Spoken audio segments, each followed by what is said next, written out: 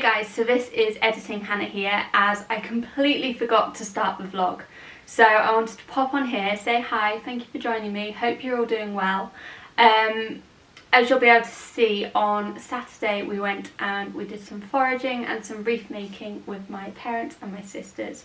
So there's some clips of that to start with, but I just wanted to pop on here and start the vlog rather than just having lots of time lapses and lots of like footage.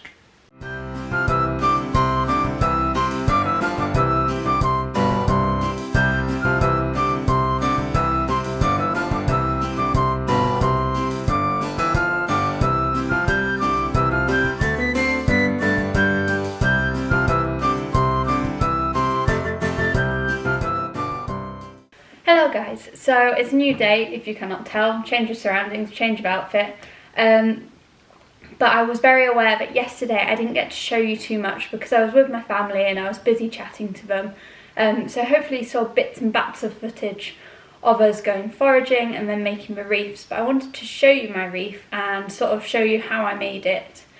And then I'm thinking about making a bit of a table scape slash garlandy type thing with the leftover foliage. So my wreath is this one here.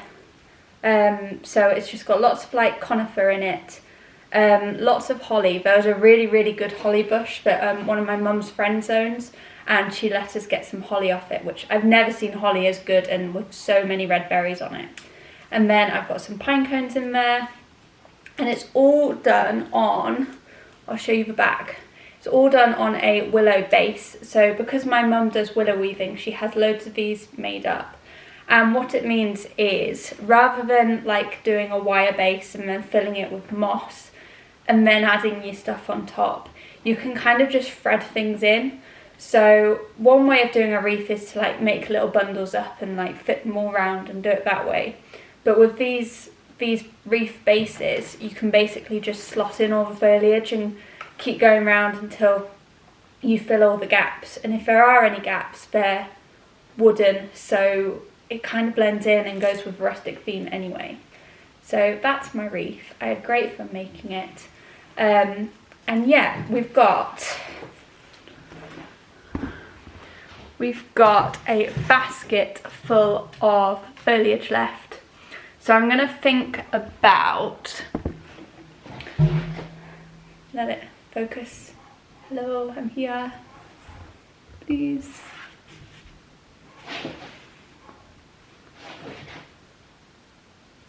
Okay, so I'm thinking about on this table, which is the table where we're going to sit and have Christmas dinner, because we're facing a wall due to reconfiguring and putting the tree in the background and stuff. I want to make it as pretty as possible, and I've got some really lovely little tea light holders, which I'll get for you.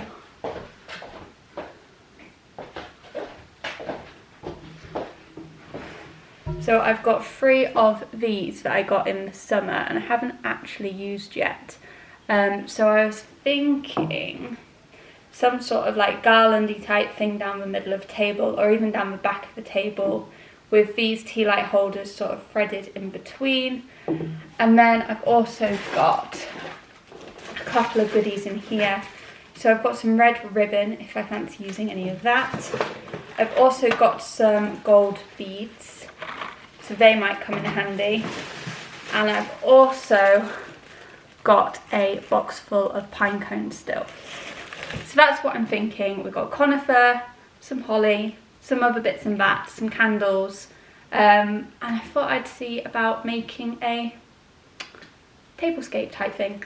Also, I've just made the first cup of mulled cider for the year, which is something I love doing. It makes me feel very festive. It's a proper little treat. So I'm going to drink that while I'm doing it and get nice and festive. Right, so we've got everything out of the basket now, and I'm going to start with sort of the base of it and see how much we've got and what we can use. I don't think I own a pair of secateurs, so it's going to be a matter of breaking bits off, which hopefully I can do. Yeah, it looks possible.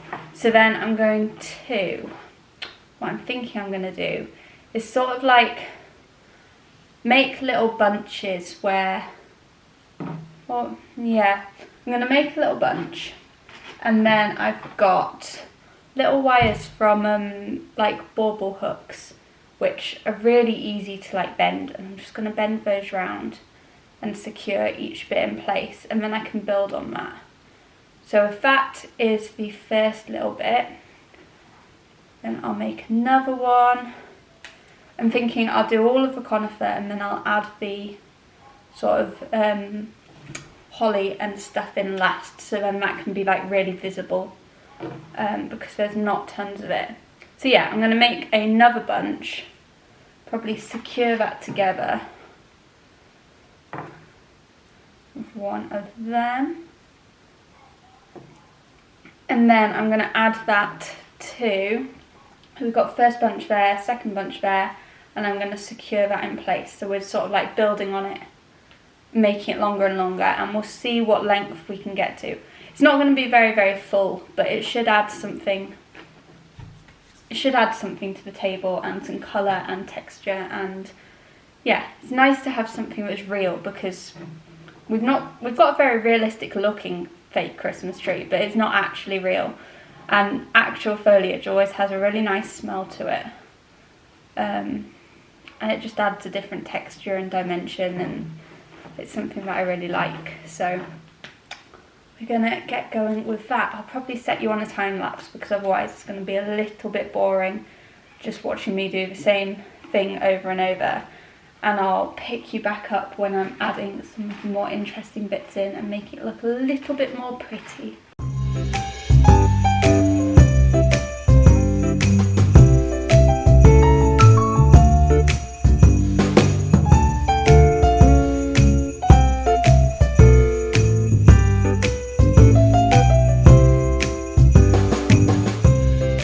Okay, so I've just finished the base shape of the, what do you call it, tablescape, garland, whatever you want to call it. So I'll spin you around and show you that. I actually got a lot more like foliage than I thought I had, and I got a lot more length and sort of like impact than I thought I would. So that's really, really great. So that's all the conifer. I've got down here all the holly that I've got, which most of it went in the wreaths, but I've got a bit there to add some colour. So I'm going to put that in as a next point. And then we're going to have a play around and see what else we want to add.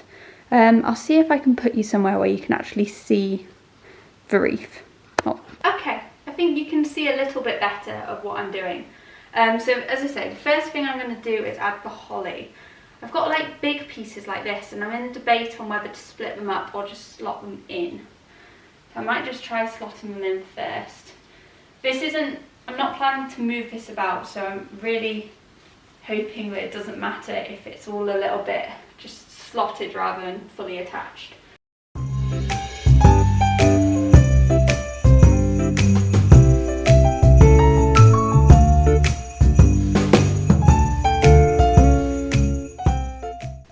Doing the wreath making as a family is something that's only come in the last probably the last year or so, but we enjoyed it so much. Like last year we were like, oh no, we must do that again. So yeah, hopefully that one's going to become a little bit of tradition, because we're all very, very keen to do it again this year.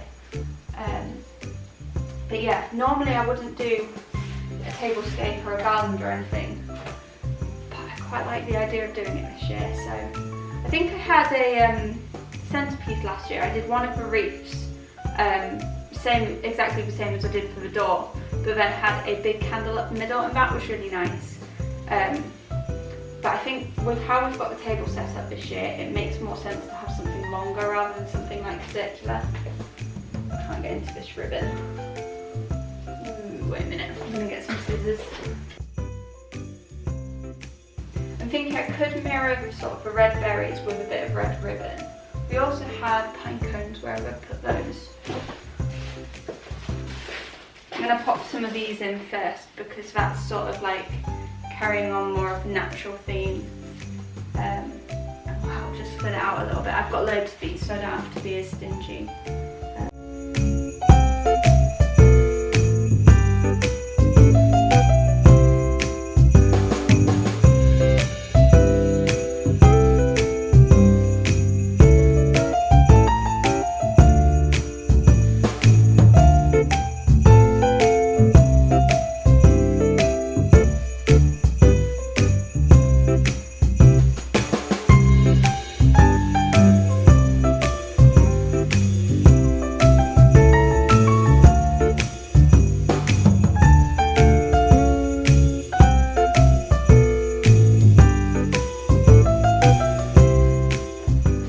think that might be my tablescape done. So I'm going to tidy up around it and maybe light the candles and see how we look. Just a note to say, I know that candles near foliage is not a good idea.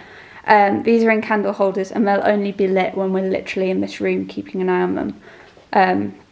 So don't panic about that one. I am aware that, you know, candles and foliage, not the best idea, but I think it will look really pretty and lovely for on Christmas Day when we're sat eating our dinner. So yeah, I'm going to tidy up and then I'll give you a final look at the end. So this is the final tablescape. The candles make a big difference as we just add like a lovely little glow to it. I've set the table, but I have realised that for somebody who sews all the time, I don't actually own any napkins. So I think on my list to do before Christmas, I might make some Christmassy napkins up, as I have plenty of Christmas fabric going. So yeah, this is how we're looking. I can hear Chris just calling me now, so I'm going to leave you here. And thank you very much for watching, and I'll see you in the next one. Bye!